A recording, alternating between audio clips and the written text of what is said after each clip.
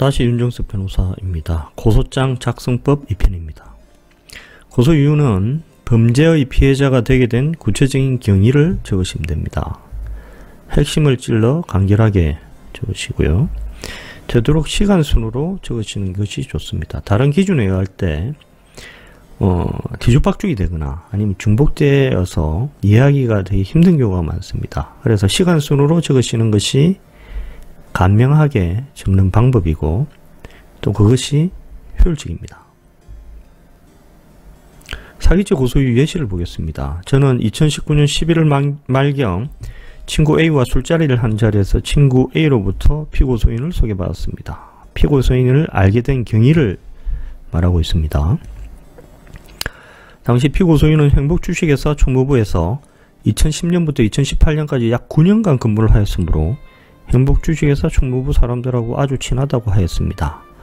당시 고소인이 피고소인에게 실직 상태라고 말을 하였겠죠. 그러니까 피고소인이 밑밥을 던지고 있는 겁니다. 이 말은 친구 A도 들었습니다. 당시 저는 KK 주식회사를 그만두고 직장을 알아보고 있는 상황이라서 피고소인의 말이 솔깃하였습니다. 그로부터 약 한 달 후인 2019년 12월 28일 14시 14분경 피고소인이 전화를 하여 긴히 할 말이 있으니 만나자고 하였습니다. 제가 무슨 일인지를 물으니 피고소인이 행복주식회사 인사부에 마침 일자리가 한 개 났다고 하는데 관심이 있느냐? 내가 행복주식회사 총무과장 B를 잘 아는데 소개시켜 줄 수 있다. 자세한 이야기는 만나서 하자고 하였습니다. 피고소인은 이미 고소인에 대해서 사기 행각을 벌일 계획을 마음속에 두고 있고 이렇게 실행에 착수를 하고 있는 것입니다. 저는 당시 급히 직장을 구해야 하였고 행복주식회사는 아주 건실한 회사에서 피고소인이 말에 반색을 하여 피고소인을 만나기로 하였습니다. 그래서 2020년 1월 2일 15시경 행운호텔 커피숍에서 피고소인을 만났습니다. 피고소인은 행복주식회사 총무과장 B는 나와 입사 동기여서 형제간처럼 친한 사이이다. 내가 부탁을 하면 다 들어준다. 한 10일 전인가 B와 술 한잔 했는데 행복주식회사 인사과에 자리가 한 개 비었다고 하더라. 자, 피고소인이 구체적으로 어떻게 거짓말을 했는지를 적고 있습니다. 그래서 제가 B를 좀 소개시켜 주실 수 있느냐고 말하였더니 피고소인이 망설이면서 망설이지 않았겠죠. 그죠? 그런데 이렇게 망설인 채 하는 이유는 고소인에게 사인을 주는 겁니다. 자, 다른 사람에게 언제든지 일자리 넘겨줄 수 있다 라는 사인을 액션으로 보여주고 있는 거죠. B를 소개시켜 주는 것은 어렵지 않고 내가 부탁하면 B는 분명히 고소인을 행복주식회사에 취직을 시켜줄 것이다. 그런데 교재비도 좀 필요하고 소개시켜주는 소개비도 받아야 한다. 교재비, 소개비, 본론이 나왔습니다. 급한 마음에 고소인이 얼마를 주면 되겠냐고 묻자 피고소인이 5천만원 정도 받아야겠다. 고소인이 속으로 깜짝 놀랍니다. 피고소인 알고 있겠죠. 그러니까 계속 말합니다. 내가 B에게 말하면 행복주식회사 취직은 따놓은 당상이고 5천만원이라고 해봤자 행복주식회사에 취직하게 된다면 10달 월급도 안 된다. 행복주식회사에 취직하면 10년 이상은 일할 수 있다. 5천만원을 주더라도 좋은 장사라는 이야기죠. 그래서 고소인이 응하겠다고 하니 피고소인이 자신의 KB국민은행 계좌번호를 알려주면서 이틀 내에 짧죠. 돈 구하기도 힘든 시간입니다. 그런데 피고소인들, 사기꾼들은 항상 이렇게 짧은 시간을 줍니다. 왜냐하면 다른 생각을 못하게 하기 위해서. 시간을 길게 줘버리면 고소인이 행복주식회사에 전화해서 알아볼 수가 있지 않습니까? 시간을 이렇게 짧게 줘버리면 피해자들이 허급 지급 돈 구한다고 정신이 없습니다. 그죠? 자, 이 시간 내에 돈을 입금하지 않으면 일자리 다른 사람으로 날아간다 라는 것입니다. 이틀 내 이 계좌로 5천만원을 붙이면 B와 자리를 마련하겠다고 하였습니다. 그래서 제가 급히 돈을 마련하여 2020년 1월 4일 피고소인이 알려준 KB국민은행 계좌로 5천만원을 송금하였습니다. 자, 이 말을 들으면 사람들이 아니 너 이해 안 간다. 응? 이틀이나 시간 내에 시간 충분하지 않느냐? 행복주식회사에 전화해서 B가 전과자에 맞는지, 피고 소인이 일한 적이 있는지 알아보면 이게 사기 행각인지 벌써 알았을 수 있는데 왜 전화를 안 했냐? 이렇게 말을 하는 경우가 대부분입니다. 그런데 사기가 본래 이렇습니다. 사기 당할 때는 모릅니다. 나중에 다 오고 나면 정신이 되돌아옵니다. 그러면서 땅을 치면서 피눈물을 흘립니다. 그게 사기입니다. 그래서 사기가 무섭다라는 거죠. 수만 명이 한 사건으로 당하는 경우도 아주 비일비재합니다. 그런데 일주일이 지나도 피고 소인으로부터 연락이 없어 피고 소인에게 전화를 하니 그런 전화번호가 없다고 합니다. 먹고 튄 겁니다. 그래서 제가 행복주식회사에 알아보니 총무과에 B라는 사람이 근무하지도 않으며 피고 소인도 행복주식회사에 근무한 사실이 전혀 없다는 것입니다. 멘붕이 오고 공황이 오는 겁니다. 현재 실직자인 고소인에게 5천만원은 피와 같은 큰돈입니다. 고소인의 피눈물을 흘리게 한 피고소인을 엄벌에 처해 주십시오. 이렇게 시간 순서로 적으니까 간명하고 이해가 갑니다. 그리고 경찰이 이 고소유를 읽으면 아, 이 피고소인 이 사람 참 나쁜 사람이다, 이런 인상을 가지게 됩니다. 그런데 이런 구체적인 고소유는 절대로 고소장에 적으시면 안 됩니다. 고소장에는 이후 자세히 설명을 드리겠습니다 라고만 적는 것이 좋습니다. 왜냐하면 고소 사실을 알게 된 순간 피고소인은 고소장을 바로 복사를 할 수 있습니다. 고소장에 이렇게 아주 자세한 고소 이유가 적혀 있으면 피고소인은 고소인의 주장 내용을 자세히 파악하게 됩니다. 그러면 거기에 대해서 대책을 세우게 되겠죠. 그죠? 그럼 고소인 입장에서는 싸움에 이기려면 자기 무기를 감춰야 하지 않겠습니까? 그럼 어떻게 하느냐? 고소장 접수한 직후에 고소보충 의견서라고 만들어서 제출을 하시면 됩니다. 그 의견서에 구체적인 고소 이유를 적어가지고 증거와 함께 제출하시면 됩니다. 그럼 그렇게 묻겠죠. 아니, 고소보충 의견서도 피고소인이 복사할 수 있잖아요. 안 됩니다. 고소보충 의견서는 복사가 불가합니다.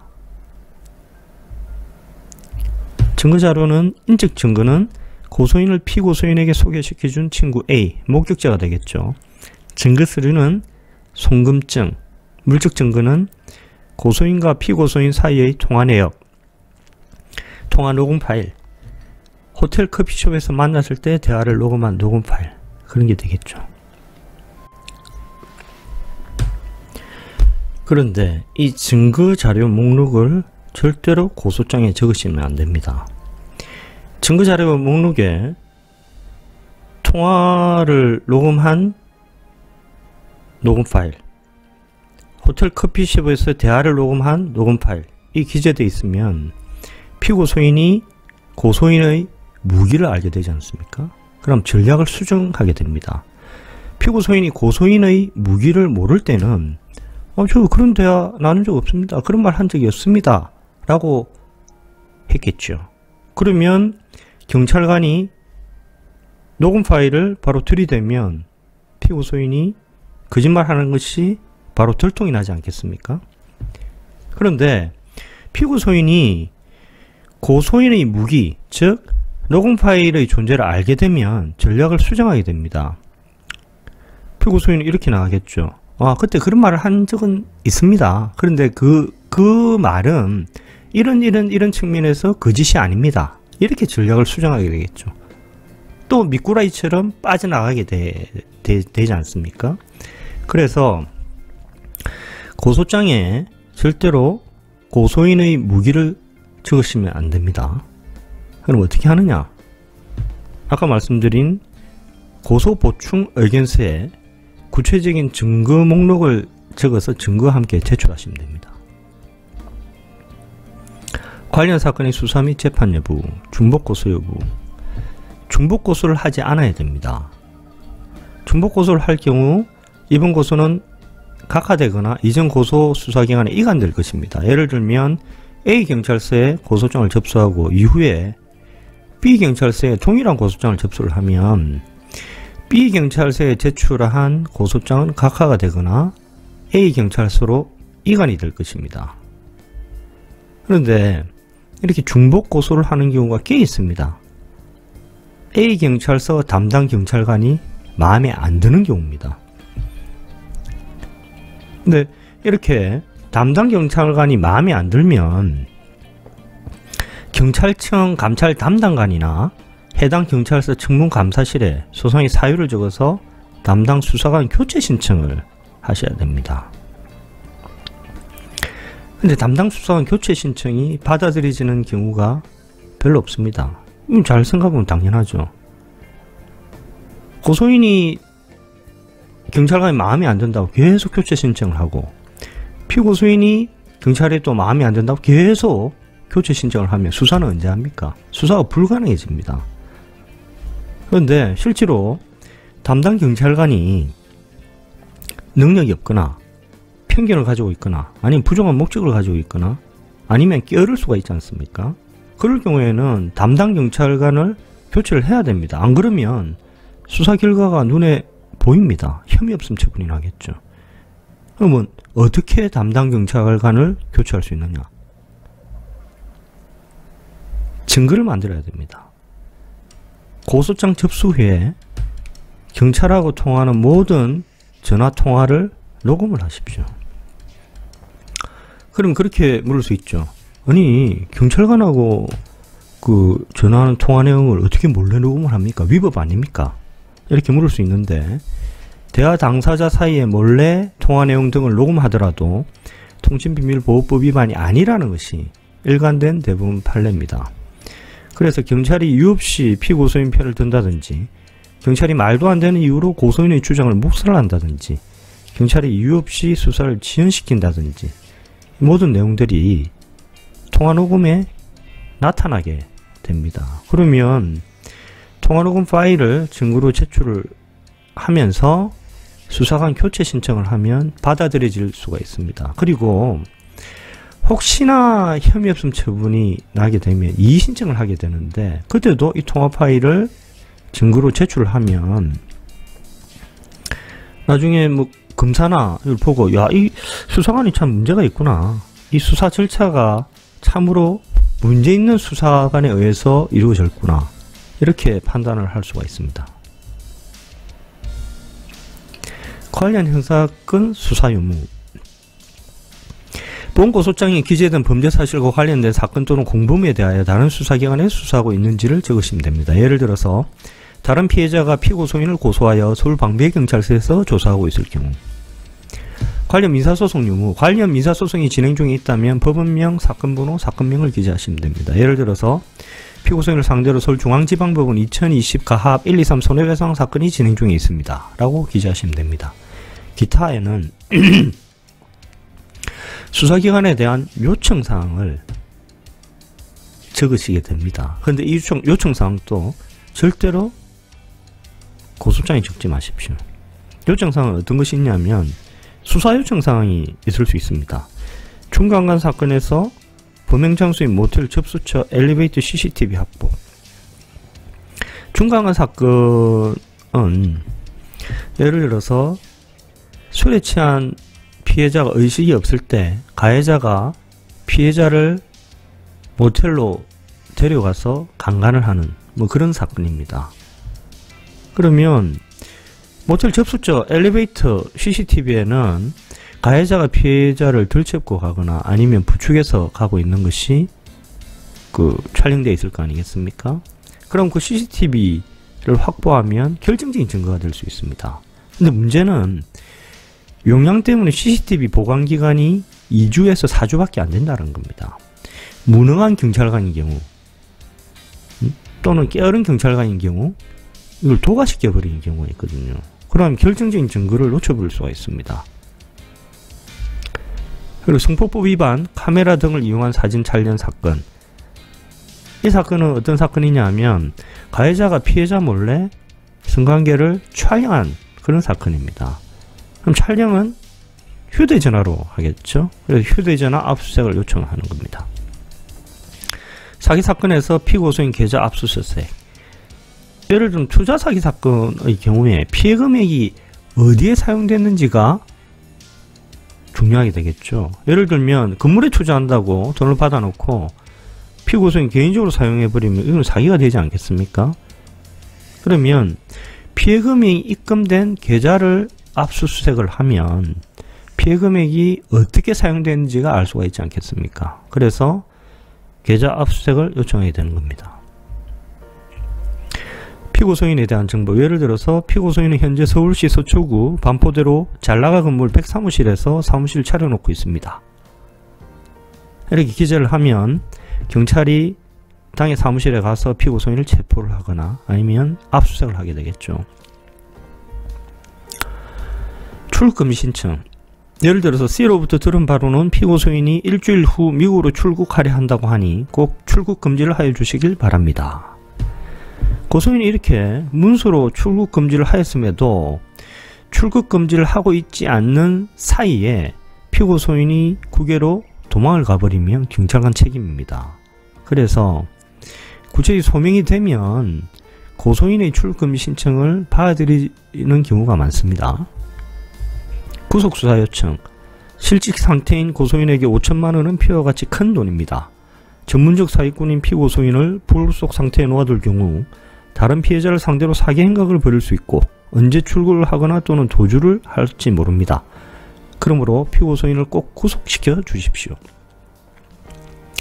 고소인이 이렇게 구속수사 요청을 문서로 하고 있는데 구속을 하고 있지 않는 사이에 피고소인이 도주를 해버리면 경찰관 책임입니다.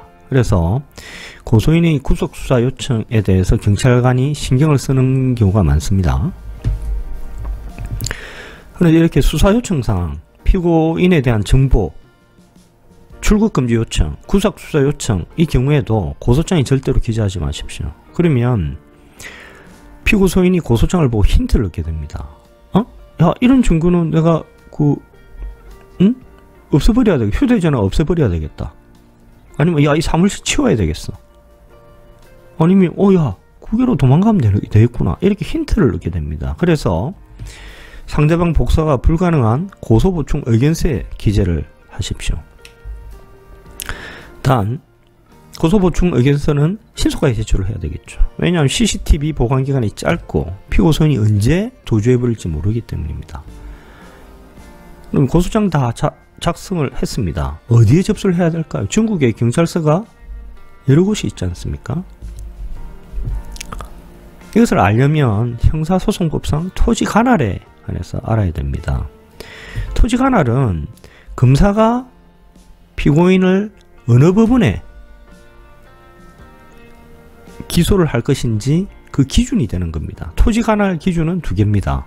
범죄지, 피고인의 주소, 거소 또는 현재지입니다. 예를 들어서 범죄지가 서울 서초구고 피고인의 주소가 부산 거제구라면 범죄지인 서울중앙지방법원이나 아니면 피고인의 주소지인 부산지방법원에 기소를 해야 되는데 대전지방법원에 기소를 하면 피고인 신청이 있으면 관할 위반 판결을 하게 됩니다. 그럼 기소가 무효가 될 수가 있어요. 그죠? 그러니까 그 기소를 토지 관할에 맞춰서 해야 됩니다. 그런데 수사는 기소와 같이 따라가거든요. 기소되는 장소에서 일반적으로 수사가 이루어져야 됩니다. 그래서 관할지가 아닌 곳에 고소장이 접수되면 관할지로 이송을 해야 되는 거고 이송 과정이 수개월 걸리는 경우 많습니다. 그래서 토지 관할이 있는 경찰서에 고소장을 접수를 해야 됩니다. 결론적으로 범죄지 또는 피고소인 주거지 관할 경찰서에 고소를 하셔야 됩니다. 자, 이름이 긴데 사건 관할 및 관할 사건 수사에 관한 규칙이라는 게 그 경찰청 규칙이 있습니다. 이에 따르면 사건의 관할이 인정되면 다른 경찰관서에 이송하지 않고 수사하여야 합니다. 예를 들면 피고소인 A가 A 경찰서 관할, B가 B 경찰서 관할, C가 C 경찰서 관할인 경우 고소장이 A경찰서에 접수되면 B가 나중에 그럽니다. 아, B경찰서 이송해 주십시오. 그럼 나중에 C도 C경찰서에 이송해 주십시오. 이렇게 합니다. 그럼 C에 대해서 조사가 끝나면 A가 다시 A경찰서로 이송해 주십시오. 이렇게 경찰서를 빙빙 돕니다. 그죠? 그럼 시간만 허비가 되겠죠. 그런데 이 규칙에 따르면 A경찰서가 실제로 토지 관할이 있으면 더 이상 이송하지 말라는 겁니다. 지극히 타당한 규칙이 되겠죠. 그런데 아까 말씀드린 처럼 A경찰서, B경찰서, C경찰서인 경우에 A가 서울이고 B가 제주라고 한번 보십시오. 그럼 B가 그렇게 항의를 합니다. 아니, 저는 A를 알지도 못합니다. 왜 제가 A 주거지 가서 조사를 받아야 됩니까? 이렇게 항의를 할 수가 있죠. 그럼 경찰관이 설득을 해야 되는데 그 설득이 궁색할 수가 있는 거죠. 그죠? 그래서 이런 경우에는 범죄지 관할 경찰서에 제출하는 것이 좋습니다.